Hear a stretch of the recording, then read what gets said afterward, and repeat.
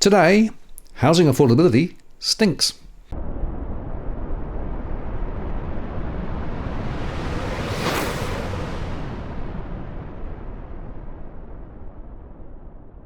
Hi again, it's Martin North from Digital Finance Analytics. Well, there's posts covering finance and property news. Well, there was new research from CBA that showed that housing affordability for a household entering the market is the worst on record.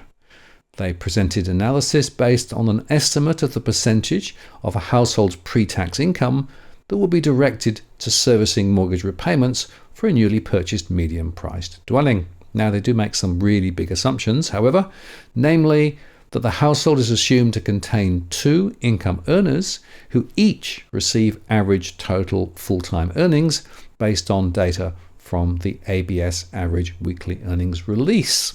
But it is important to understand that this overstates the median Australian income. In fact, the average weekly earnings data is used in their analysis as it is the most high-frequency dataset that suits the calculation, but average earnings are skewed higher by high incomes, and as such, using median incomes would result in measures of affordability looking even more challenging.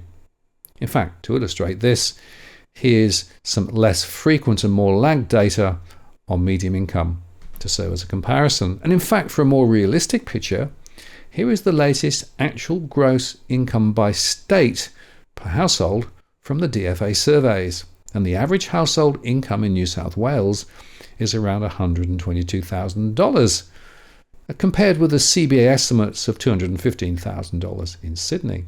In Victoria, we see an average of $106,500, compared with a CBA estimate of $210,000 in Melbourne. And in Western Australia, we see $125,000, compared with the CBA estimate of $225,000 in Perth. Now, of course, incomes tend to be higher within the main urban centres, but then not every household has the benefit of two full-time average-sized incomes, adding to the affordability challenge. And they say, according to analysis, mortgage repayments as a share of income are currently the least affordable in the history of our analysis of all cities except Brisbane and Perth. Median income data in the ABS Employee Earnings Survey, which has a longer time series, indicates repayments Australia-wide are approaching the levels seen in the late 1980s, when the standard variable rate peaked at 17%. Another angle to investigate housing affordability is to estimate the maximum dwelling price that a household could afford based on a certain threshold. Mortgage stress, they say, is often described as paying more than 30% of household income for mortgage payments and associated costs, according to Ahuri. Now, as I've described previously, this 30% rule is stupid. It does not provide very good information, but nevertheless it's trotted out left, right and centre. They say using this metric in our calculations for Sydney reveals that median price dwellings in the harbour city exceed this mortgage stress threshold for the first time. And the difference between Australia's two most populous and usually most unaffordable cities, Sydney and Melbourne, is now the largest that it's been in this data set. It's likely Sydney is approaching affordability constraints in terms of dwelling price growth, and they say our current dwelling price forecast for Sydney in 2024 is below that of the 8 capital city index. And if we analyse the income story across our household segments, by the way, then the income story is even worse for young growing families, with an average income, this is gross income, of around $92,000, and for those on the urban fringe of around $72,000.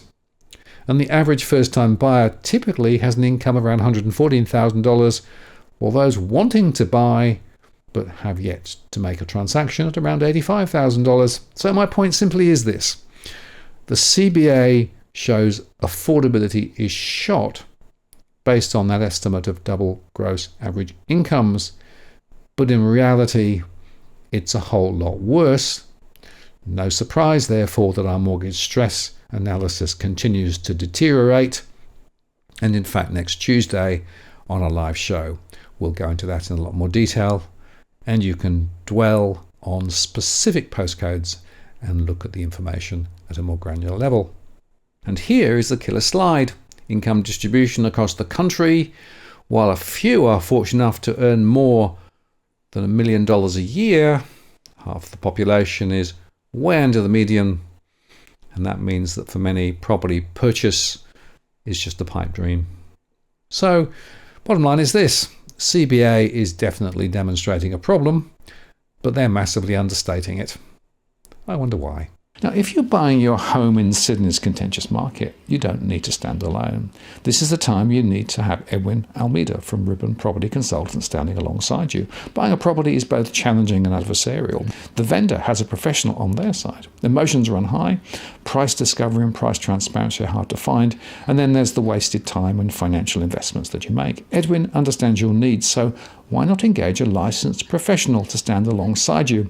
With RPC, you know you have experience, knowledge, and master negotiators looking after your best interests. So shoot Ribbon an email at info@ribbonproperty.com.au, and if you use the promo code DFAWTW/Martin, you can get a 10% discount offer.